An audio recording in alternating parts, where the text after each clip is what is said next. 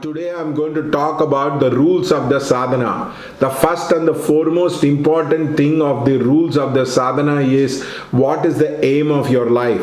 There are four aims in life, which is artha, kama, moksha, dharma. Now people ask the four purushartha, which is classified in the scripture. Artha talks about money, and kama talks about relationship, dharma talks about doing social service across, and jnana talks about reaching God and enlightenment and all that thing. So the problem with doing the sadhana is this four purushartha. Now many people want to do the sadhana for spirituality across, and they would like to go into the spiritual sense across, which is very good, and many people try, and many people ask me the question, will I get enlightened, will I get moksha, will this be the last birth in my life across? Now this is a very valuable question, because at least the mind in the old age is focused towards God, spirituality, the subtle things of life across. But the problem is you can enhance the sadhana by becoming very clear about certain things. First thing is, knowledge is power. So it is very important that you read about the different life stories of great people. These life stories of great people will inspire you. It does not really matter which tradition do you follow. You can follow the Sufism, you can follow the Nathpanthi, you can follow the Nath Parampara, or you can follow the Sadasiva Brahmendra. Try to read, because that will give you a lot of knowledge and idea. Most people do not read. They listen to the lectures. They don't read the original textbook. That is one of the main reason why people get cheated across into their life. The second one is, do not try to search for a single guru. There are many people who feel that if I reach a guru like Ramakrishna Paramahamsa, he will help me to get enlightened. If I try to reach a guru like that of Bhagavan Nityananda, I will get enlightened across. It is very true that if you find such a great soul, if you find such a great man of caliber who can lift your consciousness from the drossness of life, that is very great. But it is like a pearl, very difficult to find, very difficult to even find out a person who will be like that, because many of the so-called Babas today use other people's energy, use their other people's name, use their other people's strength to develop their own self. They become multi-billionaires and they exploit everybody's wages and labor. So please understand that whenever you are going to an ashram or you are going to a place, there is nothing wrong in doing voluntary service,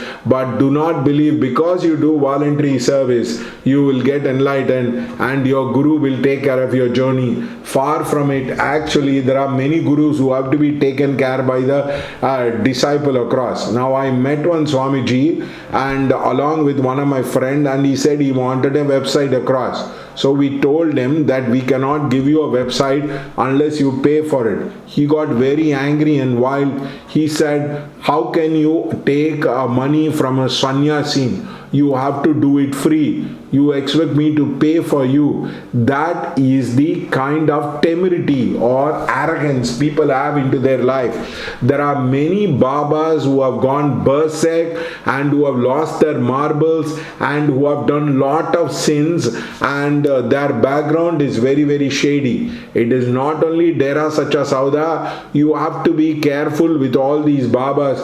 Now I read about one Christian pastor whom I was very admiring about. The shadiness by which he has operated really put me off. So the second thing is, be your own guru, be your own sadhak, apadipo bhava. That is the main point.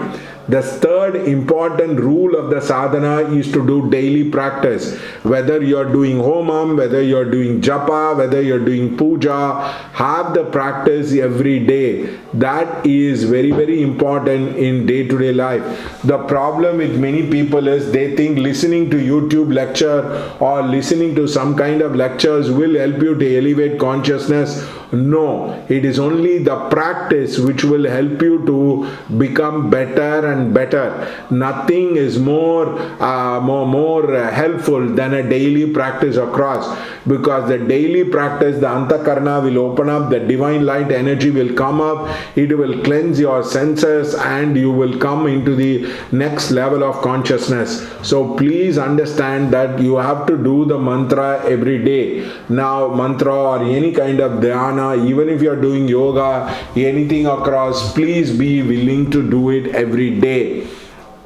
And the second thing is, the amount of time which can be spent for the sadhana has to be improved. You have to spend more than 2 hours, 4 hours, 6 hours. Ideally, you should be able to do morning 4 hours, evening 4 hours of sadhana, which will be very, very helpful to you. There are Tibetan monks who don't go to sleep, who sit up and who tries to go to sleep across. They sleep only 4 to 5 hours into the life across. So please understand, you need to do sadhana 4 to 8 hours a day, which is very important. Of course, you have time for OTT platforms, for seeing notification or being with the social media, but please remember, all these things will go away, and death is something very permanent about you.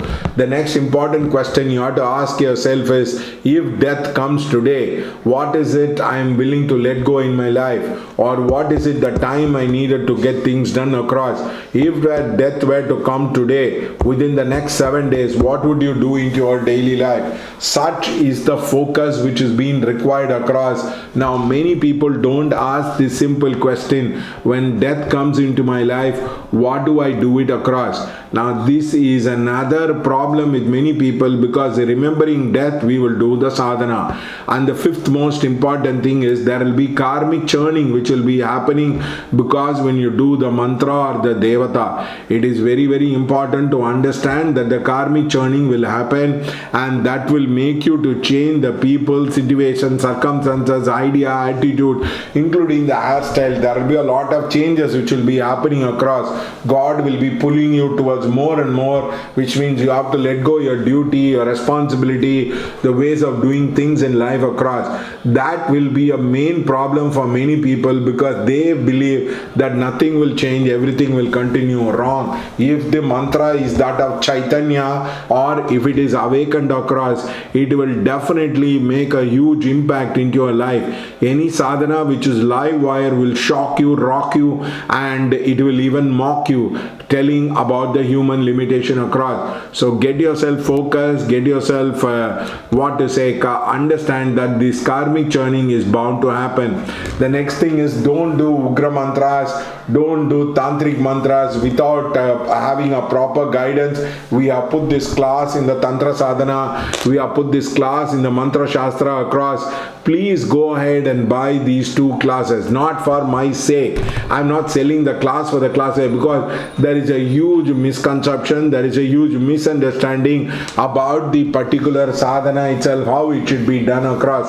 This is one of the main problem why these people have it in their day-to-day life. So please understand that you need a proper framework and understanding when you're doing the mantra. So it is better you buy the original textbooks, and there are not many textbooks are available in India, because there is a very small minuscule of people. For example, you can buy engineering books, whereas this kind of books, it will be very, very difficult to buy both online and offline across, because this will be very difficult to publish in that. So the fifth rule of sadhana, as I told you across, is to make sadhana the priority and allow the karmic churning to happen. And the sixth most important thing is, whenever you have a problem, take it as a part of the challenge of the sadhana. Every sadhak has to be like a woman.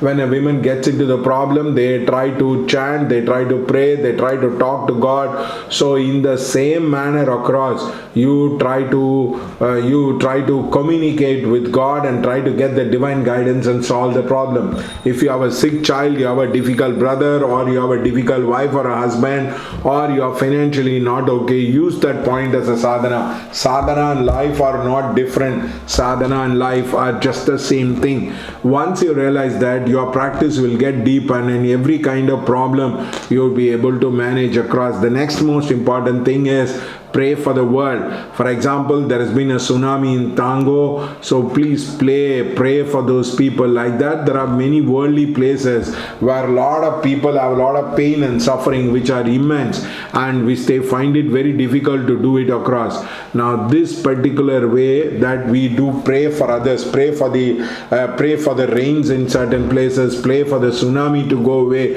in certain places across. So this is the most important thing in your life across, which is very, very important. Now do not try to avoid it by not getting into the worldly problem. Get involved. If everything is okay in your family life, pray for the world. That is very important. Then teach meditation for others. The more you teach, the more you grow across as a person. And the other most important thing is do some physical activity which will be very, very helpful to you. If you are not able to sleep, sit down, take the mantra and do it across. You can combine 2-3 techniques across.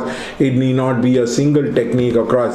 The other important thing is to practice loving kindness. In the name of sadhana, don't try to bring in hatred, anger, kill and mind people.